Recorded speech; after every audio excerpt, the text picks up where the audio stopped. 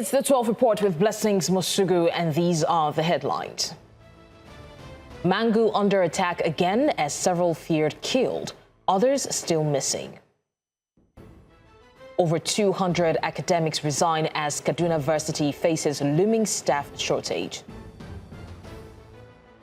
US-Iran truce expires without permanent deal as diplomatic tensions persist. We have our reporters standing by across different parts of the country and beyond, ready to bring us the latest update. Chisom Okafo is standing by in the FCT. Stephen Enoch is live in Kano, while Sowese Anyo joins from Benue. We'll be getting the latest from our reporters in just a moment. Stay with us. We begin with a rather sad development. Not less than 20 people have been confirmed to have lost their lives in a renewed attack in Ampar Bwai district of Mangu local government area of Plateau State. Confirming the incident, the public relations officer of the Plateau State Police Command, Alfred Alabo, said the initial casualty figure stood at 18, expressing fears it could be more than that, as some family members are still unaccounted for. At the time of this report, the Commissioner of Police, Ayodeji Faniyo, is on his way to the scene of the incident for possible assessment of the incident and a way of ending the killings. News Central's Chizoba Anyowe, who is en route to the location of the incident, says the angry community youths are protesting the unwarranted killings of their loved ones. The details of this report will be brought to you once Chizoba Anyowe arrives at the scene of the attack. Again, we're still moving on to another sad development. Former Vice President and presidential candidate of the African Democratic Congress, Atiku Abubakar, is calling on the federal government to move beyond condolence messages and take decisive action to stop the recurring killings across the country. Atiku's call follows the death of 32 people in Ungushi community, Kebe local government area of Sokoto State. The former vice president condemned the killings, describing the victims as innocent Nigerians whose deaths further underscore the worsening security situation. We head now to Benue State, where heavy rainfall is causing fresh flooding in parts of Makurdi, leaving roads and communities waterlogged and disrupting movement. Our correspondent, Sowese Anyo, is standing by in Makurdi, where residents are dealing with the impact of the flooding and concerns over drainage and access. Sowese, can you tell us what the situation is on ground with the flooding situation? We can see from the visuals it's not so great. Which of the areas have been worst affected? Yes, the floods have really devastated some parts of Makurdi, and as you can see behind me, this is one of the roads leading to Gado Villa. Gado Villa is mostly a students' location, and many of the students are equally affected by the flooding. There's also a community called Afisa, which we were able to access yesterday, equally devastated by the flooding. Now, this particular location behind me, the road split in two yesterday following the heavy rain that went on for about 7 hours. And currently, residents of this community have to improvise by putting sand into bags to secure the road for commuters to be able to move around. So this has been the situation in many other people. To move around, you see a lot of people bringing out their beds and mattresses and other items that were damaged as a result of the heavy rainfall of that day. Now, this road is currently under construction, and many people around this location cannot even move around because many parts of the road are broken and not yet accessible. With me here is one of the residents of this community who will be speaking with us briefly about her experience. Ma'am, please come forward, ma'am. Good afternoon, ma'am. Please come closer, ma'am. Please, ma'am, tell us your experience about this road. What has been happening? I was able to fortify this place in 2001. And so when I came, there was no access road in this place. I constructed this, then for the inhabitants to pass. Tell us about the flooding. The flooding is just too much. You can even see the experience of what you are seeing behind me. And if you go in front and you go at the extreme end of this, the road has got into two places. And it has been existing like that for all this while. Do you have any drainage around? There's no drainage spread around it. All right. So what do you think is the reason for this? I think drainage is one of the best solutions to solve this problem. If you look at the extreme end of the interior part of that place, from up down to the top, you see drainage coming from that angle, and if you go right towards the end of the road, where the coming. And if you look at what house, the houses you are seeing around the new floor, that if you go to my street, nobody passes. My students are saying, and they were telling me how it's going to take it. And so I was telling that one is going to be something. Thank you very much. So, since you heard her saying someone that has lived there for many years, and she also said she was part of those that tried to put this road in shape so that it will be easily accessible to commuters and people moving around. So this is just one of many stories of people of Makodi who are currently devastated by the flooding due to the heavy rainfall.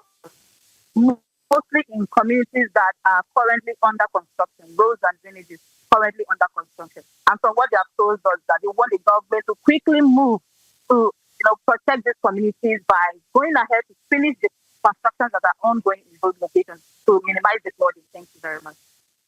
All right, so Esianyo there with the update on the flooding situation in Makurdi, and we can see how deplorable the state of the roads is because of the flood. And commuters are also complaining, including the citizens and residents there, about how the flood has affected commute for them in Makurdi.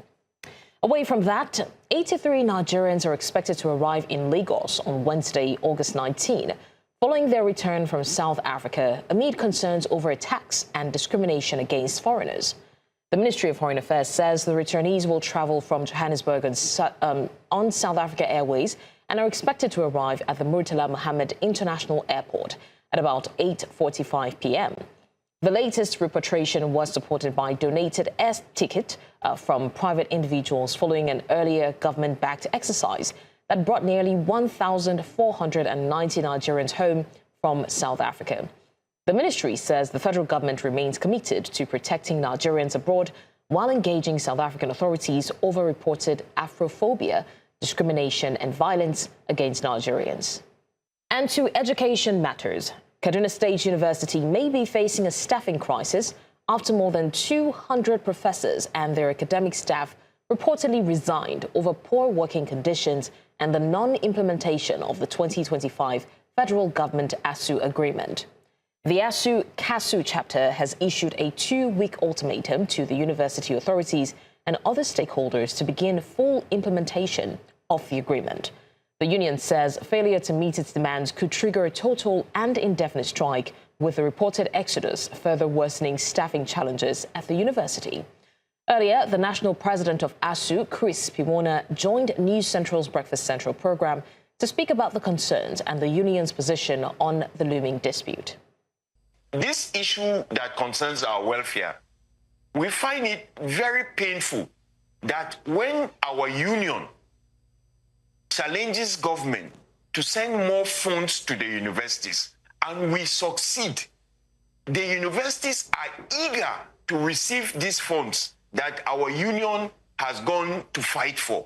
But when it comes to the welfare of our members, these same visitors, state governors, they turn the other way, the eyes. There is no state university that has not received over 600 million naira in the last 2 months. None. As a result of the struggle of our union, where some of the universities, some state governors will go and establish 4 state universities, 3 state universities. How are you going to fund those universities? They create the problem, and when we draw their attention, they won't even listen to us. But this is where we are. We hope that more states will listen and there will be no further action. But I can assure you that when we meet in 2 weeks' time, we are going to review all of this and chart the way forward. As Nigeria marks National Youth Day, Bayero University in Kano is joining the celebration with a sensitization walk focused on young people. News Central is at the university to hear directly from the students about their hopes, concerns and expectations for the future, as well as the opportunities and challenges they face. News Central's Stephen Enoch joins us now with more. Hello, Stephen.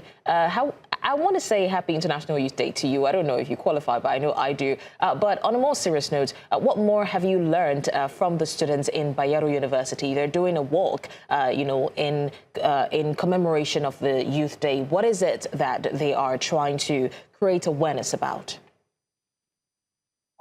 All right, so the students are having a walk, right? And the focus is on drug abuse. That's from the student affairs. They're trying to speak to youth, people to shun drug abuse because, of course, it's drill their future and make them want to achieve what they want to achieve in the future. But going away from that, I spoke with some of the students here, and they told me about how they feel concerning their future and all of that. So I'm being joined by Andrew Ahmed to tell me about what he thinks about Nigeria and the Jackpot syndrome of, most young people. So you told me that after your master's, you might consider traveling abroad. Why?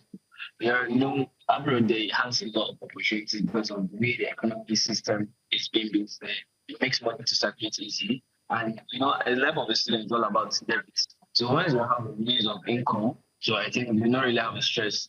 And in Nigeria presently, the structure of the economy is not built like that. It's mainly built on survival. So moving to another country is not really making it a difficult. It's just that the money moves better.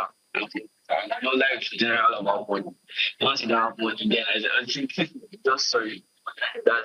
Okay, so Ahmed, so do you believe that Nigeria is a place you can thrive if you don't have to travel abroad? You said you want to travel abroad. So do you believe if you stay in Nigeria, you can thrive, or it will be harder for you as a youth?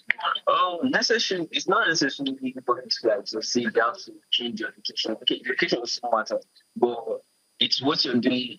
That education determines what you're going to success or what you're going to get. So staying in the country, as far as you don't have any place of value in exchange of money, then you still be suffering in some ways. So Nigeria has a lot of opportunities whereby you just have to leverage on what your network and your social engagements. So I think that was all. Thank you very much, Jude. So I'll be speaking with Hasia, who will tell me how she feels about, Hafsa, who will tell me how she feels about Nigeria and life after school. So how do you believe that Nigeria is a place that you can succeed after school? Okay, it depends on the area of your education. If you work in a sector that provides employment, just like the public sector or the business-oriented sector, it depends on how the employment opportunities are offered in that sector.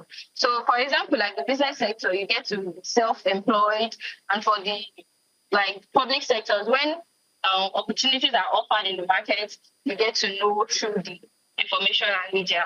Okay, I want to ask you, so as a young person, how has school been like for you here compared to some of your friends are abroad? Okay, I think schooling in Nigeria is very, very comfortable and conducive because the environment is familiar. You get to relate with people around the state and the country, and you don't get to learn a different language most of the time because you are already in the state of origin. So that means you said it's comfortable. That means ASU has not struck you before or anything like that. They have not been ASU strike for a very long time, and it's very good for okay. calendar. Well, like you said, schooling in Nigeria is okay, but maybe ASU hasn't hit her yet. But it's all good, and they have spoken about the fact that Nigeria is a place that you can thrive if you have something of value. And when I spoke with other people, in the university, they told me that abroad is a bit is much more easier, and it's somewhere where you don't have to struggle so much to achieve, a lot. So they're still having the work. It's just over there at the student affairs, but I will, give you more updates on this later in the day when I file my package. Over to you in the studio. Blessings. Thank you so much, Detainee, for that. It's still International Youth Day, and we have heard from the students of Bayero University what they're asking for. And juxtaposing what's happening in Nigeria's education sector to the Western world, I think that it's rightfully so that they create awareness on a day like this. You're live with us on the 12 Report. We go on a quick break. When we come back, we've got more stories. Just stay with us. Glad you're still with us. To electoral matters now. The Allied People's Movement has emerged the dominant winner in the Bauchi State local government elections, securing all 20 chairmanship seats across the state. The Bauchi State Independent Electoral Commission announced the result after the conclusion of voting and collation.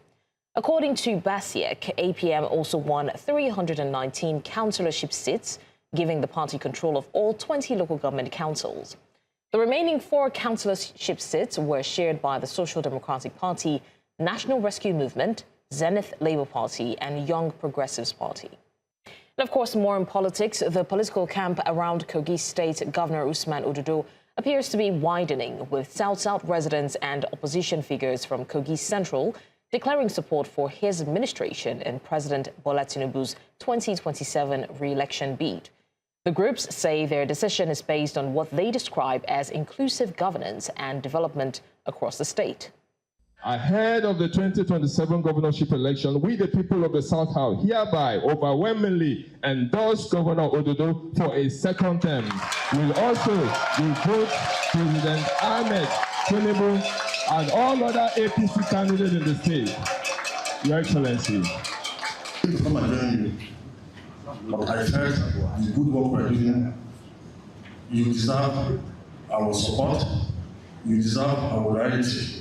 So for that simpler reasons, we have no option that to come and join you. That's one. Two. The Nigeria Civil Society Situation Room has raised concerns over vote buying and problems associated with the bimodal voter accreditation system, also known as BVAS, in some polling units in the just concluded Osun governorship election. This was during a press briefing in Abuja, where the group commended voters and security agencies for keeping the election calm and peaceful, despite the killings and tense atmosphere recorded in the days leading to the poll. They also added that some elderly voters had difficulties with facial recognition on the BVAS, while delays were also recorded in some polling units. In places where voting queues were still largely populated at 2:30 p.m., which was the end of voting, many voters stayed back and cast their votes. Voters were able to exercise their franchise without widespread disruption.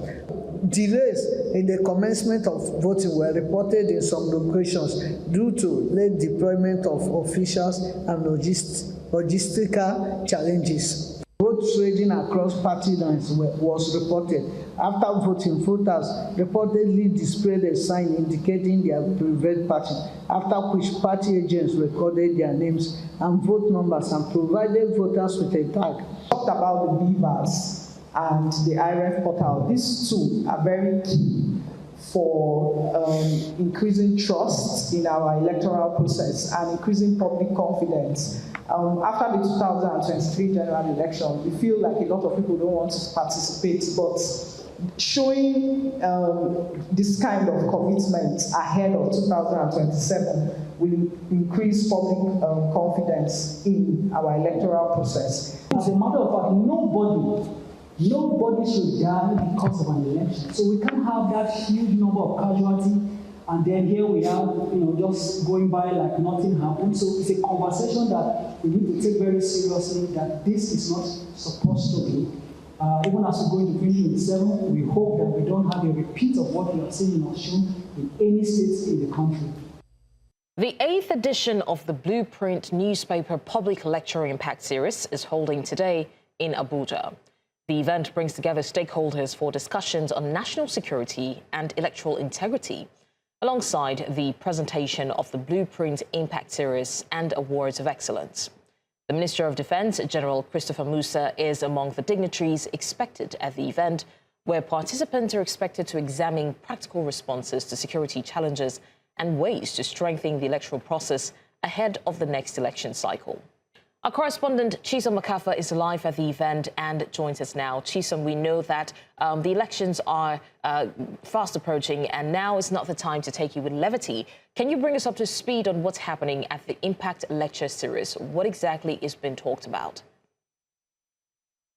A lot is being talked about right now. The hall is filled with dignitaries, former governors, current governors, security, people from different security agencies. Of course, like you already mentioned, the General, the Minister of Defense, is in attendance as well, being represented by Major General Olufemi Akinjobi. And everybody is speaking in one voice, the coming 2027 elections and any situation that may mar it, especially security situation that may mar those elections. These are the discourse today, making sure that before it happens, that we are going to be ahead of it. And we're going to stay ahead of it. Now, I have the former Attorney General of Bauchi State here with me, Haruna Muhammad, who is also here being part of this conversation, who's going to speak to us right now on your thoughts on this discourse and as well the importance of it being part of this. So please let us know your thoughts on this and how important this is at this stage. Thank you very much for having me. The issue of national security and the 2027 election, which is organized by this newspaper, would have come other than now. I may take Osho as a case study in respect of what is happening today and what we are taking may happen in 2027. We saw the build-up to the Osho state election before, during, and after. If there is no security, one, the scare people away. If there is no security, those who are involved in the security officer them will not be protected. If there is no security, the issue of integrity of this election will be questioned.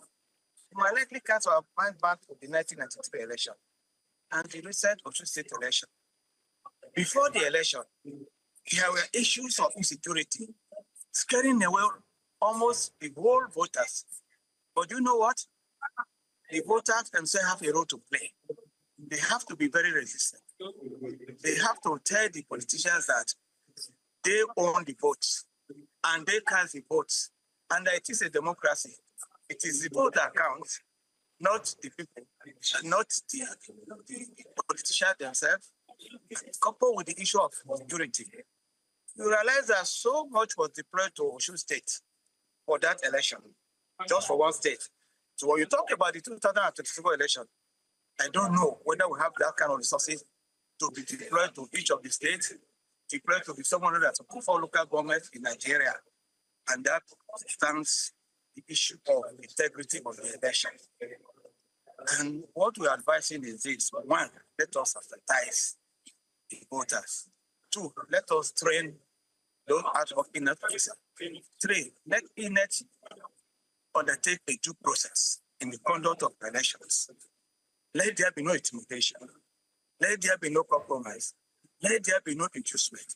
And let the security agents play their role as security agents.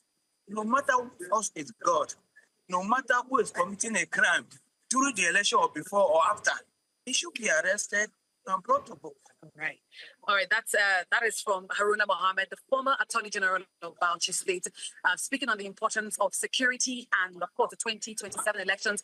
This was happening today, this particular event. And like I mentioned earlier, the Minister of Defense is here. We're heavily represented by the Major General Olufemi Akinjobi, and they mentioned that they're not just talking about security, like physical security, the police or the military being deployed. They're talking about even cyber attacks. So they're going to be going all out and dealing with all forms of insecurity, anything at all that may mar the upcoming elections come 2027. Now back to you, Mr. News. Blessings. All right, Chisholm there with the update on the national security and elections conversation. And she has rightly said that this is a conversation that is centered around the 2027 elections, and everyone is trying to make sure that all hands are on deck to make sure that they eradicate whatever it is that wants to mar the elections come 2027.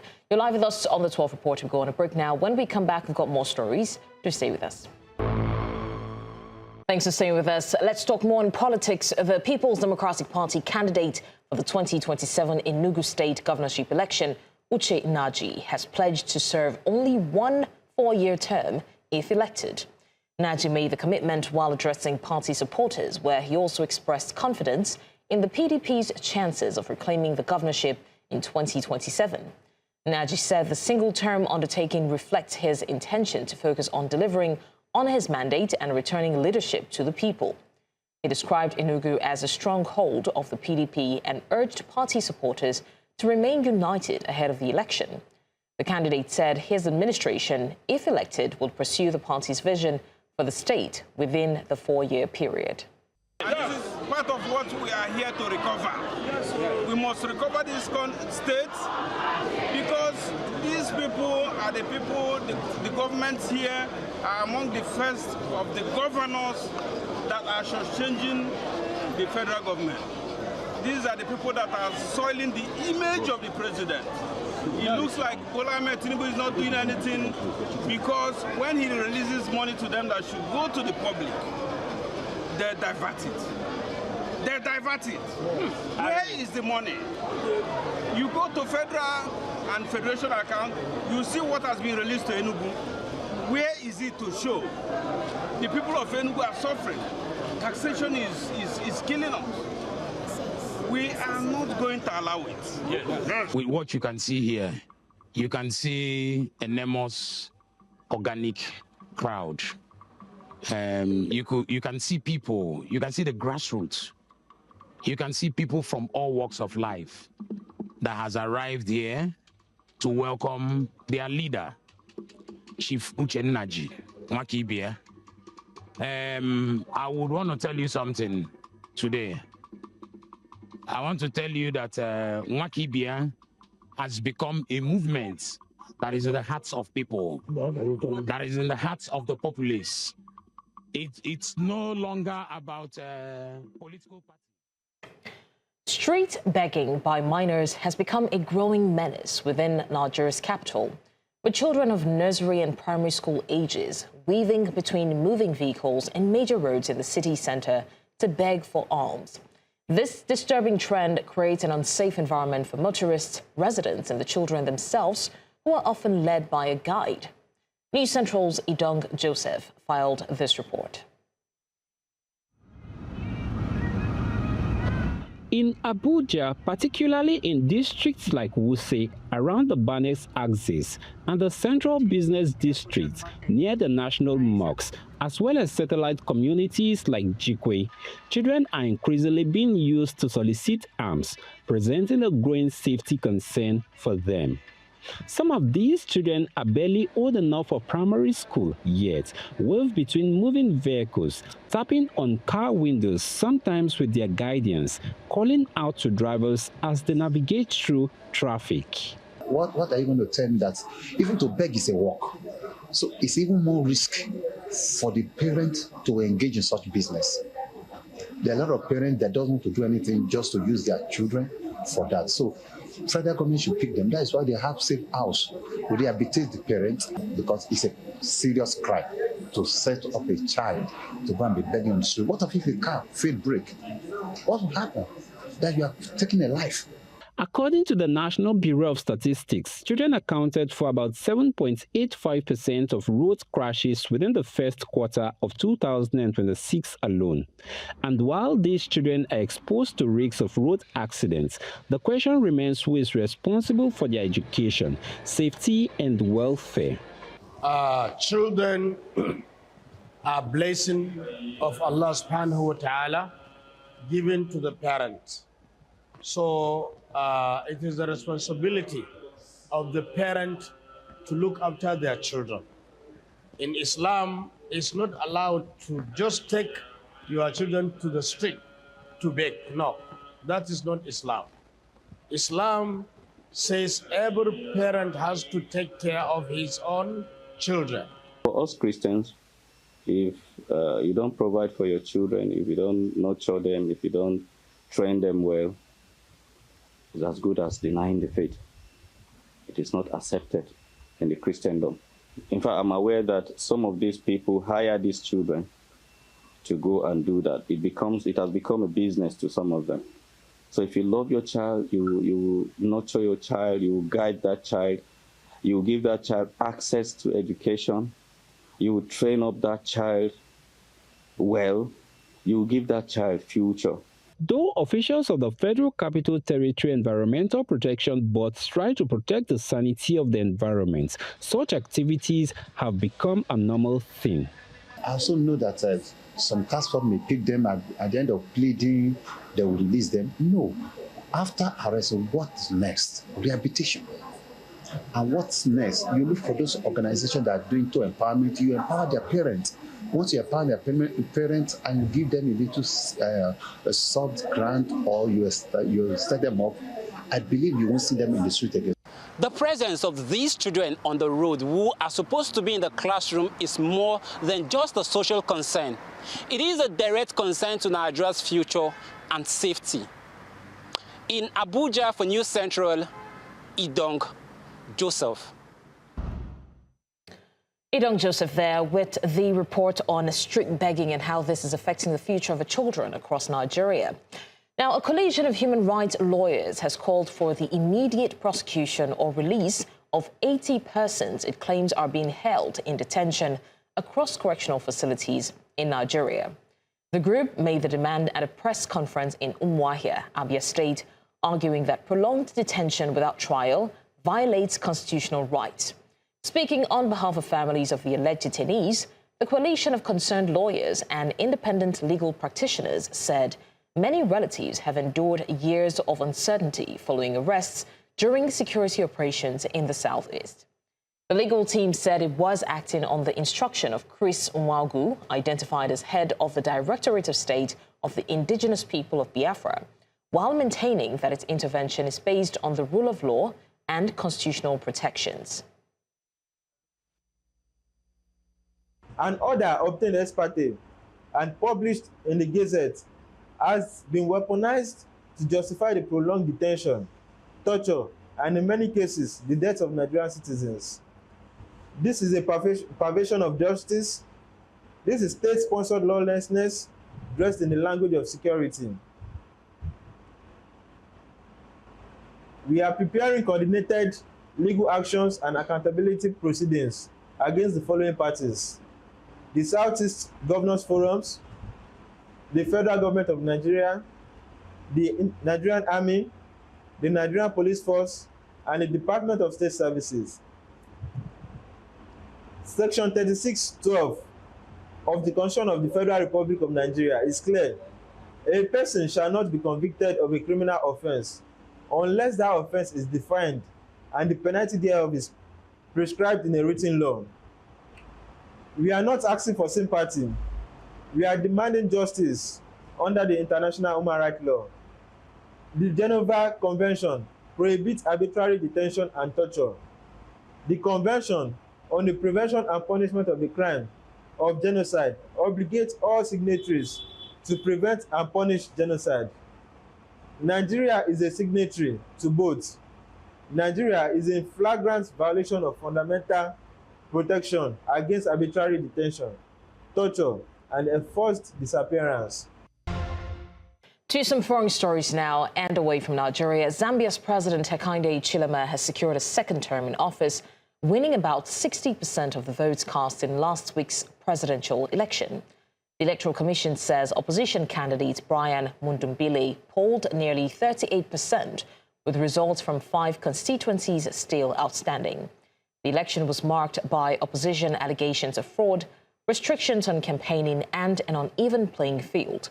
Vote counting was also suspended nationwide following attacks on election officials and the reported theft of marked ballot papers.